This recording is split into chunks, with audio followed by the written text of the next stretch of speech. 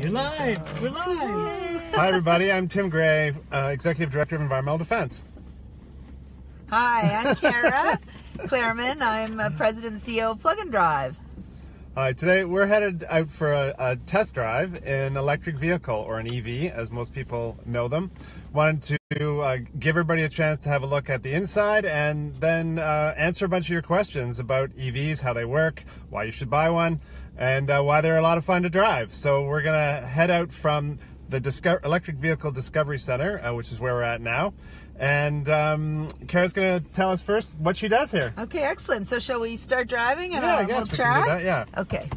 All right, we're just going to back out of here.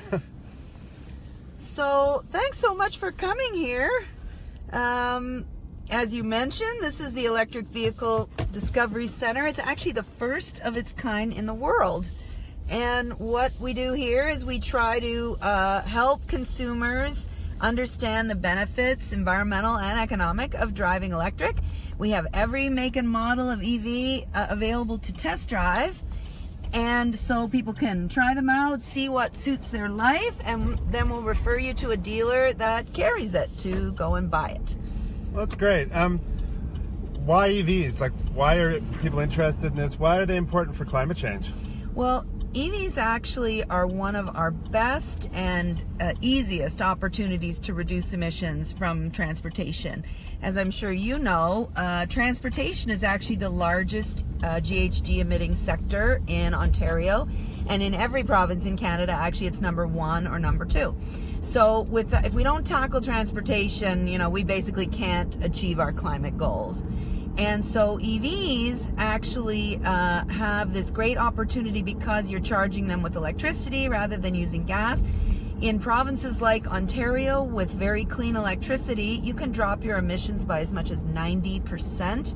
That's true in Quebec, in British Columbia, Manitoba. And you still get a benefit actually even in the provinces that have coal on their grids. You still get a good improvement, not as good as you get here, but you get a benefit. Yeah, I think that's important because I've heard and read people saying, well, you know, the EVs are charging with electricity that might be coming from electricity that's produced using fossil fuels. So it's, you know, you're not actually saving anything, but I think it's really clear that that's not the case. It's not the case, and so many life cycle assessments on this have been done. You know, one was done right here by a prof at U of T, and basically it shows that if you want to boil it down, a large coal plant is still more efficient than a small internal combustion engine. So you still get a benefit. So in Alberta, and by the way, you know, even in Alberta where there's quite a bit of coal on the grid, it's not all coal on the grid. No, that's so true. You still get about a 30% improvement, you know, which, you know, isn't the 90% improvement that you get here in Ontario or the 95% you get in Quebec. But it's good, you know, and every year your car gets a bit cleaner because, of course, they're cleaning up their grids as well. So I don't know too many cars that, you know, where their emissions improve as they get old. Yeah, so that's great. We know that we're saving the planet if we drive around in this EV, but what's it like to drive? What do you, I know you have one, so. I do. I have actually this exact car, the Chevy Bolt. These cars are awesome to drive. So the fun about them, first of all, you do feel good about it. Second of all, super pickup. So what you'll find, I really noticed that. You go like right back in your seat when you're off the line so quick with an EV because what they call an instant torque. You know, there's no delay, and so really fun. It's especially fun if you're at the line next to like a Maserati or something, and you're off the line faster than them. So really fun to drive. Very quiet, right? You can't hear anything. You hardly hear a thing. There's nothing. So when you're listening to music, you don't have to blare it when you're, you know, so it's just like a really nice driving experience. And with all the infrastructure that's being put into place, you know, you can get pretty much anywhere in an EV now. Well, that's great. If anyone is just joining us, I'm Tim Gray, I'm Executive Director of Environmental Defense, and this is Cara Clairman from Plug and Drive. And we're riding in an EV. It's not hers, but one just like hers. Yeah. And we're just answering questions about electric vehicles. Any questions that you might have, you can enter them at the bottom of the frame and we can address them here online. In fact, I have a couple right here that I'm going to ask. Oh, Samit is asking if you can get EVs with the steering wheel on the left. Yes, this one's on the left. Yeah, so but I guess you can get them on the right too if you were in a country that made them that way. If you're in Europe, definitely. In fact, what you're finding now is that every automaker has at least one, and most of them have committed actually to electrify their entire lineup in the next 5 years. So you're gonna no longer have the issue like, oh, I'm loyal to a particular brand and that brand doesn't have it. Right. You know, every make and model you'll be able to get. In terms of price, you know, where's the EV price range? I mean, a lot of people think, oh, well, Sure. you know, I can never afford to buy a Tesla Model X, therefore EVs aren't for me. Right. Tesla's done a lot of good for the whole industry because people are aware of it. But the one downside is everyone thinks EV is so expensive. Right. But there are EVs at every price point. There's the Smart for 2, which is, you know, in the low 20s, all the way up. So, you know, depending on what features you want, I mean, there's a lot of EVs available in the low to mid 30s. And of course, Ontario has a really excellent incentive program. So if you talk about this vehicle, the Chevy Bolt, you know, it's about 50 all in, but then minus 14 grand, you're down to 36. You take a Nissan Leaf, for example, it comes in the mid 30s. Once you take off the rebate, you're in the low 20s. Right. And also don't forget that we're in about the 6th year for some brands. And so they're come off lease and there's a lot of used vehicles. Oh, that's true. Available. I've seen some of those online, yeah. Chevy Volt especially, and the Nissan Leaf. And those cars are coming in at like $10,000, $12,000. Right. So you can get a really decent EV at a really affordable price. So don't think you're priced out of the market. Yeah, and further on the cost, on the availability issue, how long would it take if someone wanted to get a Bolt, for example, the one that you have? Right. What's the waiting list like now? Because I know they're very popular. There was, GM definitely underestimated the popularity of the Bolt, and they had a shortage. You know, you still will need to go on a waiting list to get one. I know a lot of the waiting lists are really shrinking, and there's some new vehicles coming into the market, like the Mitsubishi Outlander just came out with lots of availability. We're seeing a lot more Leafs, the Volkswagen e-Golf. So it's getting easier. You know, it's sort of brand dependent right now, but it is improving. And what I suggest to anyone who's keen is get on the waiting list and then just badger your dealer. You'd be surprised how much you can come up the list, especially if you're flexible on color, right. because somebody up higher on the list might bail. Right. And then right. you can always get theirs. Well, speaking of costs, how much does it cost to charge up your Bolt or an average car? Sure. So just remember that electricity is about 1/5 the price of gas. So let's say the average sedan gas car, it costs you about $2,500 a year to run. If you're an average driver, right, like driving about 20,000 kilometers a year, that would be the average. And so the Bolt, it cost me about $500 wow. a year in fuel. So basically you're going to save at least $2,000 a year. If you're someone who drives a lot, you'll save a lot more. Right, and there's free charging at night, right? Is that something that the province was talking about doing? That's something the province has talked about, but it has not been implemented. Oh, okay. It was in the climate plan. We're still hoping it may happen. If it doesn't happen before the election is called, I'm not sure. But certainly we have time of use prices in any event, and it's still extremely affordable. And what about range? That's where a lot of the anxiety around electric vehicles is oh, I won't get there. It's going to run out of juice. So how far does this car, for example, go? So this car on a what I would call like a perfect EV day, like no heat, no air, sort of middle of the road weather. It can get up to 400 kilometers. Wow. So it has a really great range.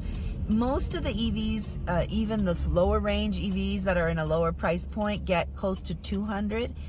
And you have to remember that, yes, it's not as much as you're used to with a gas tank, but most of us Canadians, we drive 30 to 50 kilometers a day. Right. So if you think about your daily commute and you're going to go home every night, you can plug in at night, really, like as long as your commute is less than 100 kilometers, you could really go with any EV on the market today. Yeah, I think that's something that people really need to know, is that there's been this huge jump up in the range, and that's happened quite recently. So the days of only being able to go to the corner store and back before we have to plug in are sort of over now, eh? It's true, and people also often forget about the plug-in hybrid.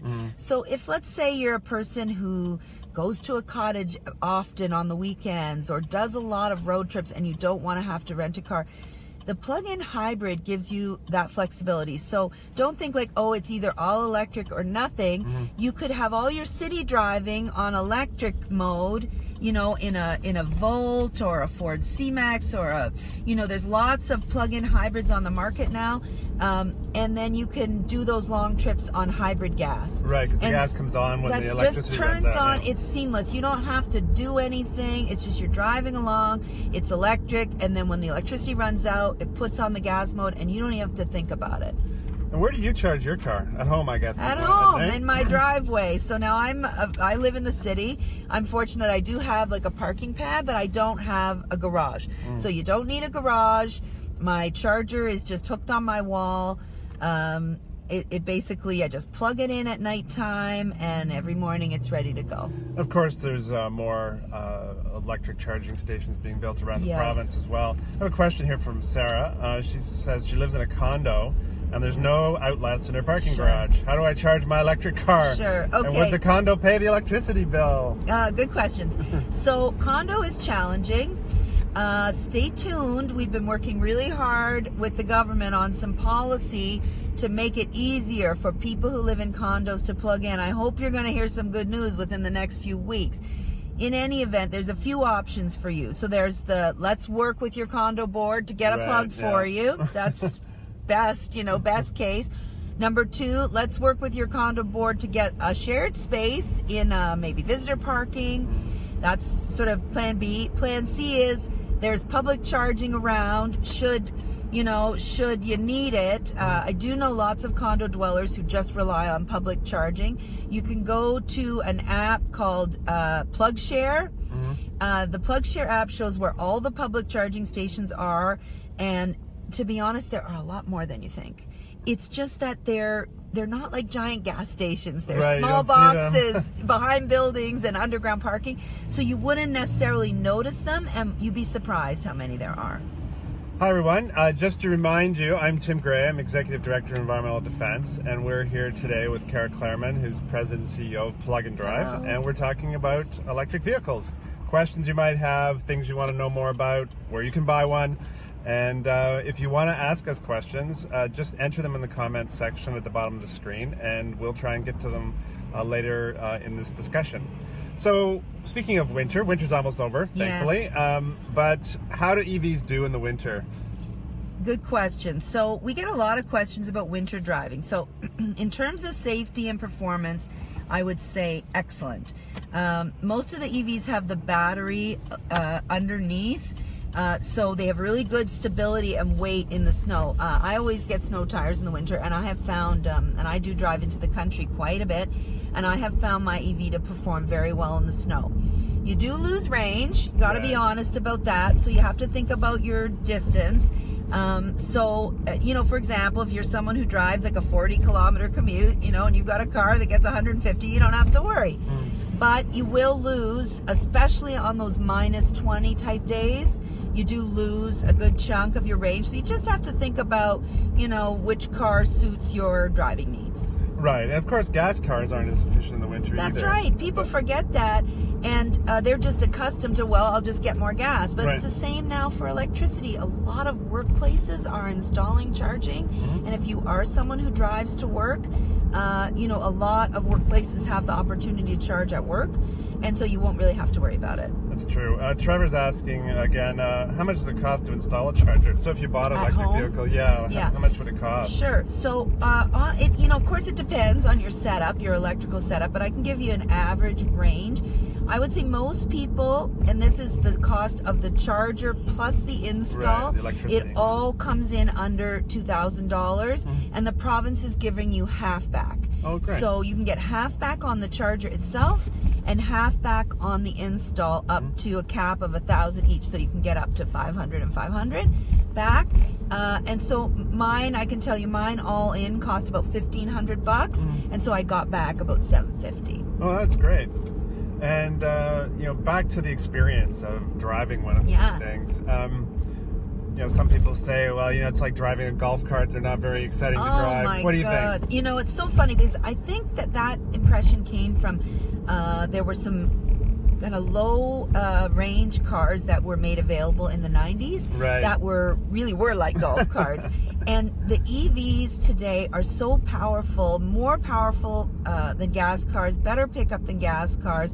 And in fact, I don't know if you saw the news yesterday that Porsche announced that they will make all their cars electric because they just perform better. Right, and that's obviously and a not high-performance because car of the maker. environment, not for any reason except that they make performance cars and they realize, you know what, EVs are better. And I think Tesla really helped to you know, demystify the idea that you could have a performance car that was electric. Exactly. Just by having the fastest accelerating production car in the world that happens to be electric. And funny, the little hatchbacks, which were the early cars, they all perform like that as well. Right. So, you know, you can have this like car, very unassuming little hatchback, and you can just zip off the line, great for changing lanes on the highway. I mean, you really have amazing pickup. Oh, that's great. Some other things that people might not know about EVs that with all of your day in and day out knowledge of this section, you might be able to tell them? Well, I mean, I find a lot of folks think that it won't suit their life because they think they drive too far. Right. So, you know, I just want people to re-examine that. Like, how far do you really drive on a daily basis? Plus, remembering the plug-in hybrid is an option. Don't decide, I'm going to wait till I can go the whole way. We sort of joke a plug-in hybrid is like the gateway vehicle because it really helps people get used to the idea of driving electric, and then when that one is up, you know, they'll go the whole way the next time. So I really encourage people to look at their options. They should come to the center where we have all the options available to drive. It's of course free and no pressure. Nobody wants to sell you anything. We just want you to learn. And so it's a great opportunity just to, you know, explore and decide when you're ready which car is right for you. Yeah, I think that's really important for people to know that if they come to your center, that you're not there to sell them a particular vehicle. This is just so that people can find out what it's like to drive one, how they perform, ask more questions like we were discussing today, and then really be informed when they go to actually talk to a dealer. Right. And by the way, like then when you go to the dealer, you don't really have to deal with them. All you really have to do is order it. You know, but the color you want and the seats you want.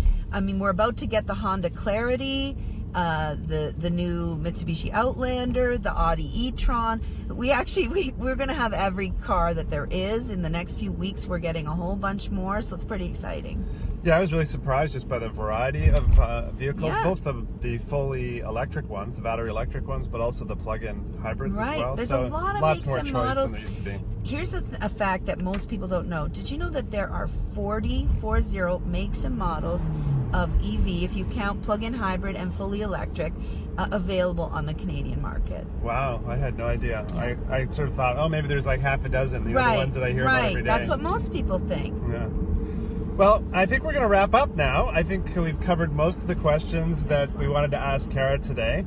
I want to thank all of you online for joining us at our electric vehicle test drive, and thanks to Cara for driving us around in this fabulous great car. Thanks for coming out. We really want all of you to get out and visit the Electric Vehicle Discovery Center here on Finch in North Toronto, North York. If you've missed any of this video, it'll be live, or it's live now. It'll be on our Facebook as the CAN version, and you'll be able to watch it there. And you can actually visit our website that allows you to make choices about how to act as a consumer when you need to buy products, cars, changes to your houses, how you can do things that'll both help your pocketbook and help for address climate change. And you can visit that at chooseclimateaction.ca. So thanks again for all of you to join us, and thanks again to Cara. Thank you. I'm glad to do it. And we have some more questions that are we're going to follow up with people after this, the ones that we didn't get to. So we'll get back to you online and answer your questions there. Thanks a lot, and talk to you soon, and bye-bye.